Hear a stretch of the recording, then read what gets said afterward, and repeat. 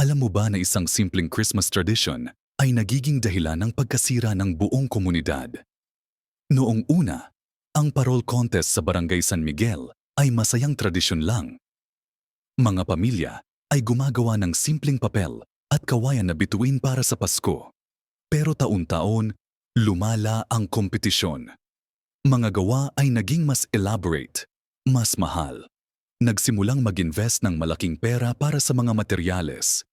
Mga bata ay pinilit na magtrabaho sa parol kaysa maglaro.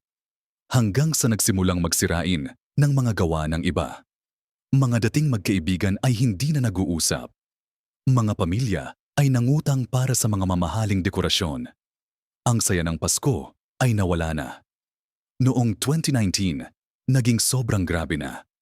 Mga kapitbahay ay nagkakaaway na sa harap ng simbahan. Doon nila na-realize na ang contest na dapat magdudulot ng bayanihan ay siyang sumira sa kanilang komunidad.